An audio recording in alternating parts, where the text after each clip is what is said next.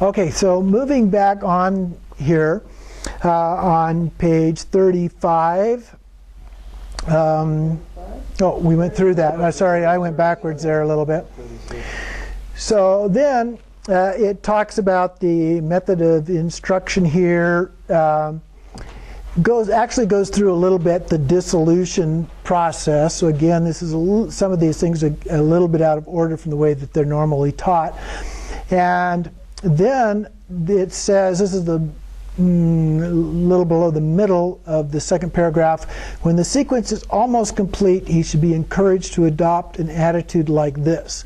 And so this is a reading that we would actually give to the person. So, O child of Buddha nature, or if it was your guru, you would say, O sir, or O lama, do not let your thoughts wander. Okay, so to either one, the way that we address them changes, but otherwise what is said is the same. And then if the person is your guru, or a guru, a lama, we would say, so we would say this in the ear without touching it, but being very close, call them by name. And then we have this gets into then the first state of Dharmata here. O child of Buddha nature, that which is called death has now arrived, so you should adopt this attitude. I have arrived at the time of death, so now by means of this death, I will adopt only the attitude of the enlightened state of mind, friendliness and compassion, and attain perfect enlightenment for the sake of all beings, as limitless as space. With this attitude, at this special time, for the sake of all sentient beings, I will recognize the luminosity of death as the Dharmakaya, and attaining in that state the supreme realization of, now here it says the great symbol, which is a reference to Mahamudra. So, but I just use Mahamudra because that's the wording that we're more familiar with. I will act for the good of all beings. If I do not attain this, I will recognize the Bardo state as it is, and attaining the indivisible Mahamudra form in the Bardo, I will act for the good of all beings as limitless as space in whatever way will influence them. So we're making a statement there. This is the attitude that we adopt. And so we're looking at ourselves then as a practitioner, or if we're citing this for somebody, we're trying to get them to see themselves as a practitioner, as a bodhisattva, or at least a bodhisattva wannabe. And then without letting go of this attitude, you should remember and practice whatever meditation teaching you have received in the past. So at this point then, it moves on a little bit, and so we have the dissolution of consciousness, and we get to the next state on page 37 here, which is the second intermediate state.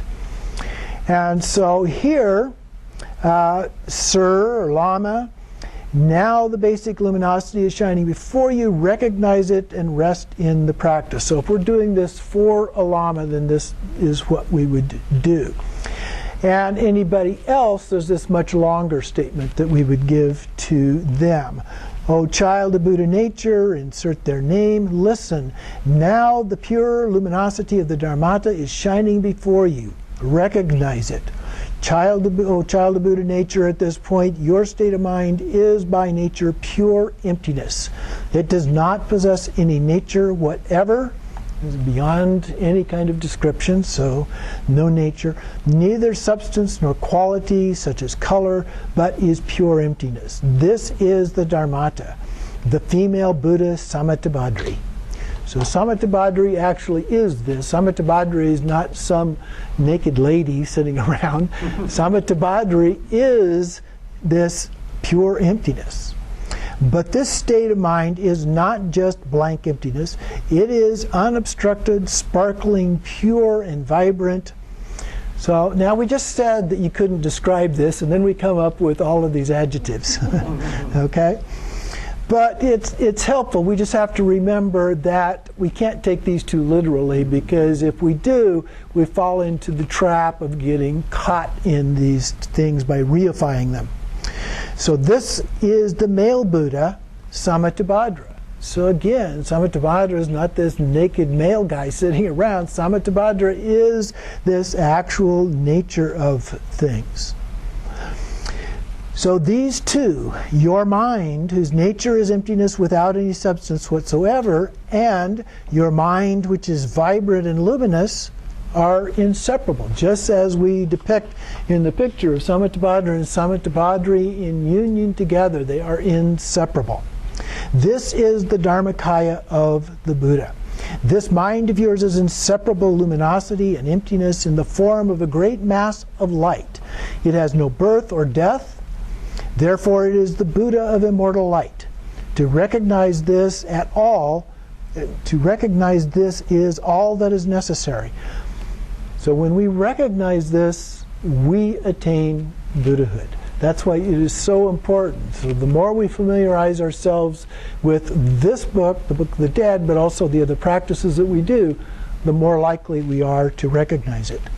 When you recognize this pure nature of your mind as the Buddha, looking into your own mind is resting in the Buddha mind.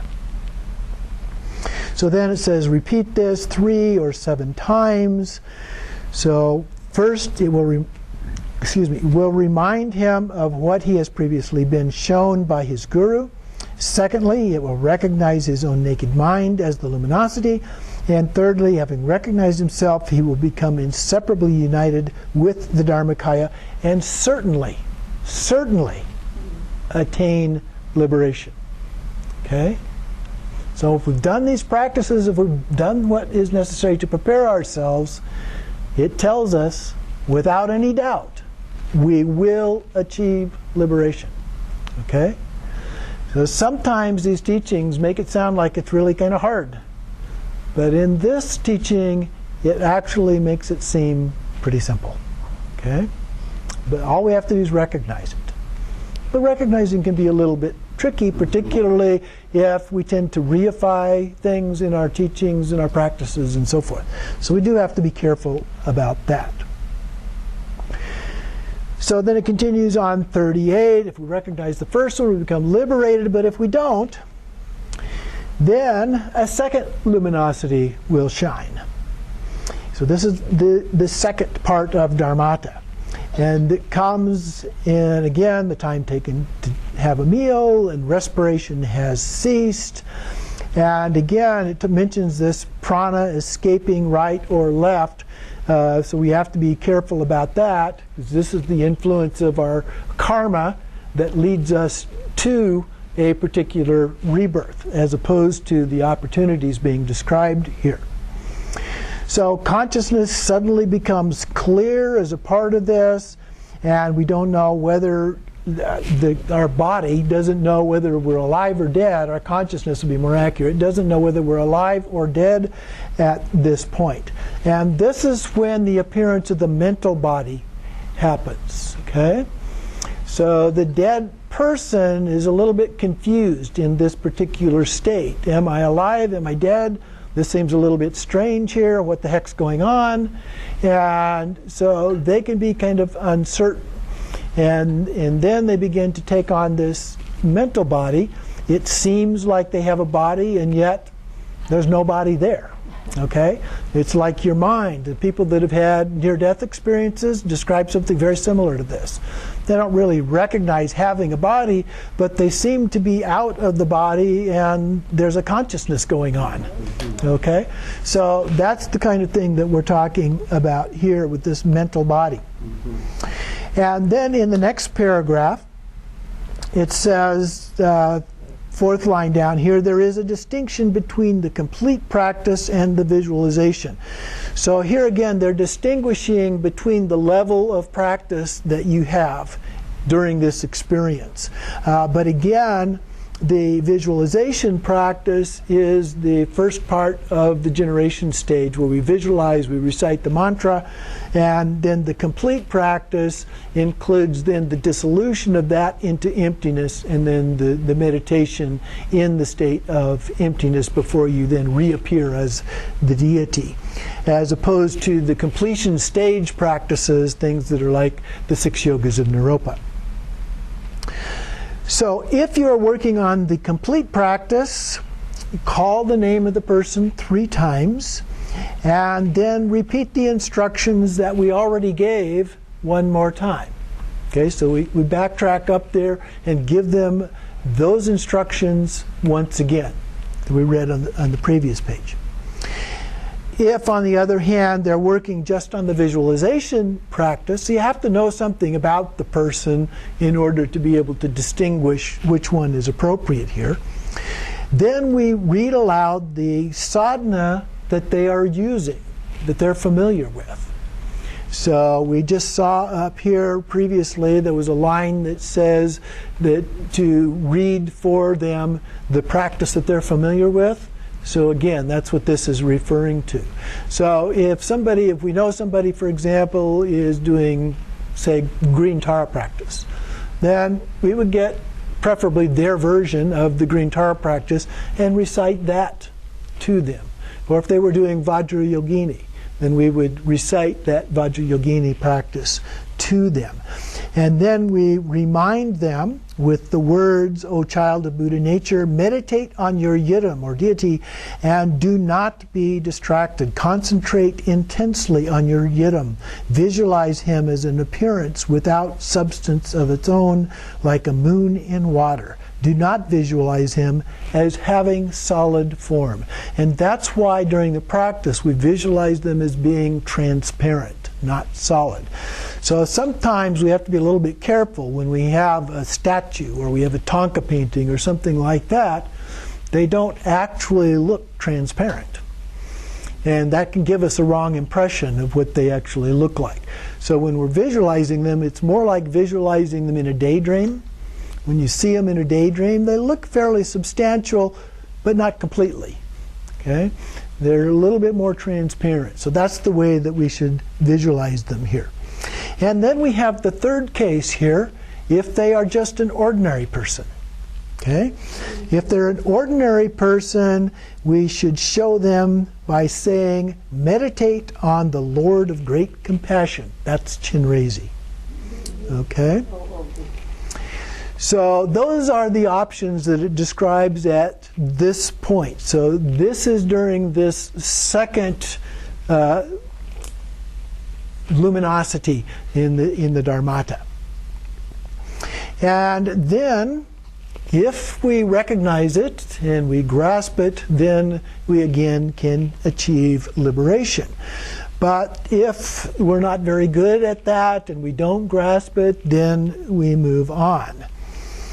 So on page 39 in the second paragraph it says, it is best if he understands during the first Bardo, but if he's not understood, his insight is awakened in the second Bardo and he will be liberated.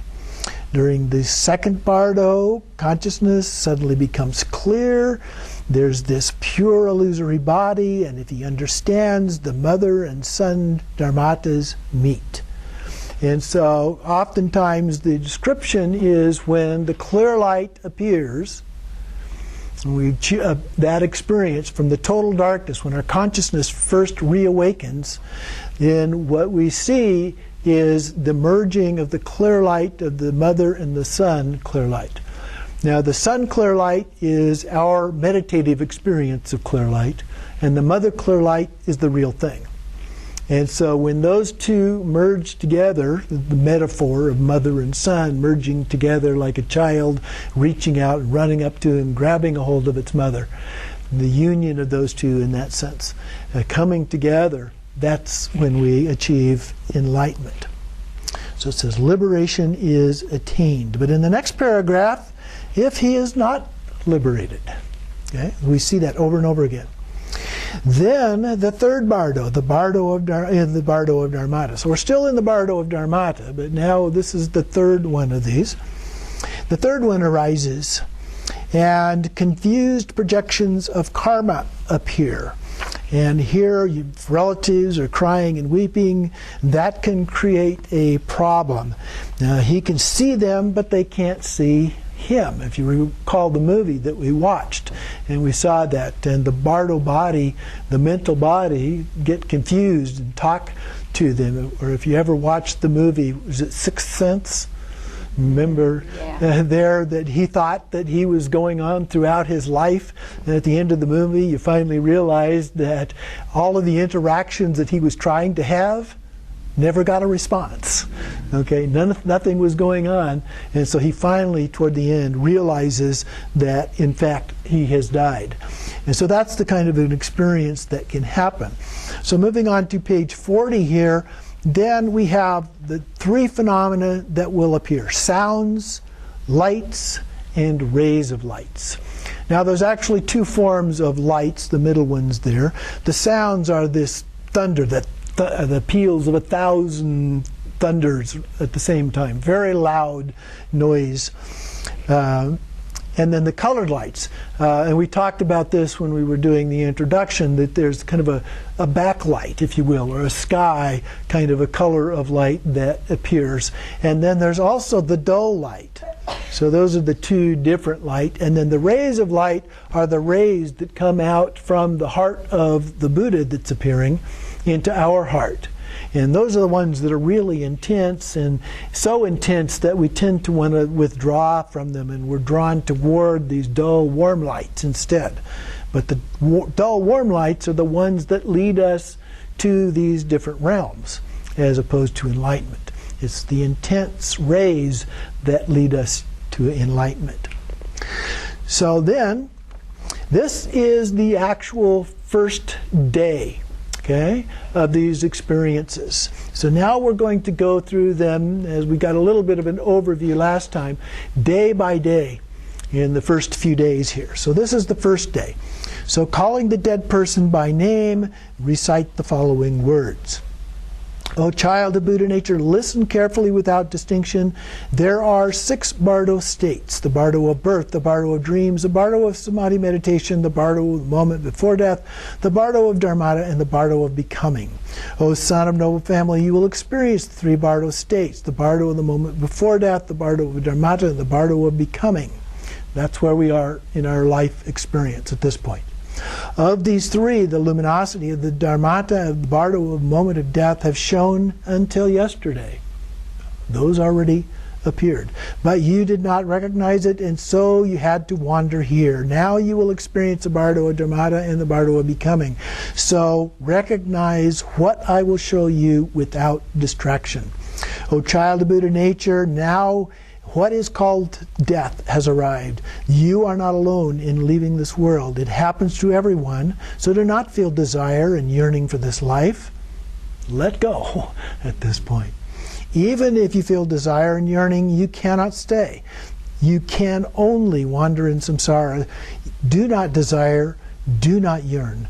Remember the 3 jewels. O child of Buddha nature, whatever terrifying projections appear in the Bardo of Dharmata, do not forget these words, but go forward remembering their meaning. The essential point is to recognize them. Now, before we go through that verse, a couple of things. The first one is that if the person is not Buddhist or not from a Buddhist culture, is not familiar with any of these things, there's a good chance that none of this will be helpful to them at all. Okay? So, the Dalai Lama has said that it probably is not a good idea to read this or do other kinds of things that are practice-oriented for someone who's not a practitioner. But you can recite other prayers, and a couple of the prayers that we went through earlier could be appropriate to recite, even because you're not saying it necessarily to the person, but for the person.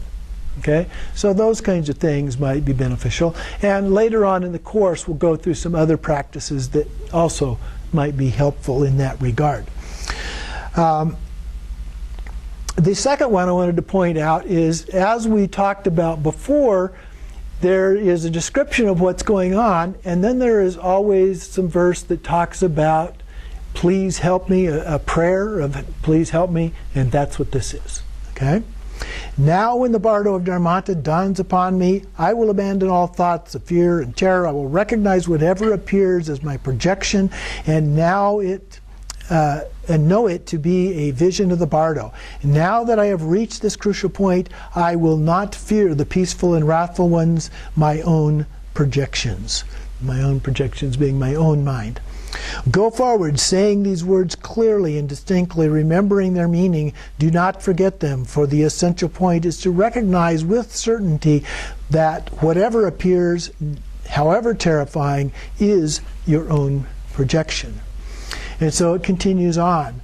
O child of Buddha nature, when your body and mind separate, the Dharmata will appear pure and clear, yet hard to discern, luminous and brilliant with terrifying brightness, shimmering like a mirage on a plain in spring. Do not be afraid of it. Do not be bewildered.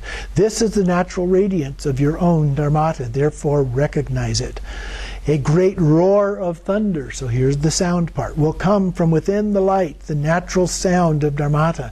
Like 1,000 thunderclaps simultaneously, this is the natural sound of your own Dharmata. It's kind of like the jets taking off at Davis Mountain. So do not be afraid or bewildered. You have what is called the mental body of unconscious tendencies. You have no physical body of flesh and blood, so whatever sounds, colors, and rays of light occur, they cannot hurt you, and you cannot die. Okay? At this point, nothing you can do. It's like being in a dream. You can't be hurt in a dream by things that go on in the dream, and so forth. You can't die in the dream. It is enough simply to recognize them as your own projections. Know this to be the Bardo state. O child of Buddha nature, if you do not recognize them in this way as your projections, whatever meditation practice you have done during this life, if you have not met with this teaching, that's the one we're going through now, the colored lights will frighten you, the sounds will bewilder you, and the rays of light will terrify you. If you do not recognize or do not understand this essential point of the teaching, you will not recognize the sounds, lights, and rays, and so you will wander in samsara. So again, if you recognize them, you attain enlightenment. If you don't, you're continuing to go through these experiences. O child of Buddha nature, after being unconscious for 4.5 days, here's another one. I did check the other text, and it does not say 4.5 days. In fact, it doesn't give any number of days at this point at all. You will move on and awaken from your faint. You will wonder what has happened to you. So recognize it as the Bardo state. At that time, samsara is reversed, and everything you see appears as lights and images. The whole of space will shine with blue light. So this is the background light that we were talking about.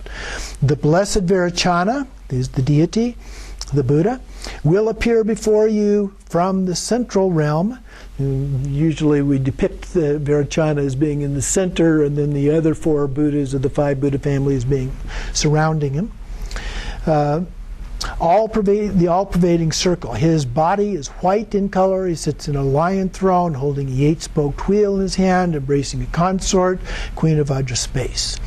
The blue light of the skanda of consciousness in its basic purity, the wisdom of the Dharmadhatu, luminous, clear, sharp, and brilliant, will come towards you from the heart of Vairochana and his consort and pierce you so that your eyes cannot bear it. These are the rays of light. At the same time, together with it, the soft white light of the gods, this is the God realm, will also come towards you and pierce you. At that time, under the influence of bad karma, you will be terrified and escape from the wisdom of Dharmadhatu with its bright blue light, but you will feel an emotion of pleasure toward the soft white light of the gods. So this is where we have to be careful. If we get attracted to the soft, dull light, this is the light of the gods in this particular case. Each of the Buddhas is associated with a different realm. Then we get attracted to that, that could cause us to be reborn there. At that moment, do not be frightened or bewildered by the luminous, brilliant, very sharp, and clear blue light of supreme wisdom, for it is the light ray of the Buddha, which is called the wisdom of Dharmata. Be drawn to it with faith and devotion, and supplicate it, thinking it is the light ray of blessed Vairocana's compassion. I take refuge in it. It is blessed Vairocana coming to invite you in the dangerous pathway of the Bardo. It is the light ray of Vairocana's compassion. Do not take pleasure in the soft white light of the gods. Do not be attracted to it or yearn for it.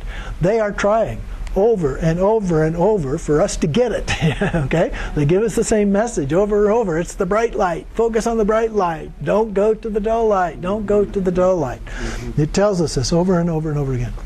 If you are attracted to it, you will wander into the realm of the gods, circle among the 6 kinds of existence. It is an obstacle blocking the path of liberation. So do not look at it, but feel longing for the bright blue light, and repeat this inspiration prayer after me with intense concentration of blessed Vairocana. When, through the intense ignorance, I wander in samsara, the luminous light path of Dharmadhatu wisdom, may the blessed Vairocana go before me, his consort queen of Vajraspace behind me, help me cross the Bardo's dangerous pathway, and bring me to the perfect Buddha state. Does that sound familiar? Okay, that's the actual prayer from the 6 Bardos, the root text of the 6 Bardos that we went over just a little while ago. And so then by saying this with deep devotion, we dissolve into rainbow light and become the Sambhogakaya Buddha. Okay, so hopefully if you get that far, that's what will happen at that point. So that concludes the text for today.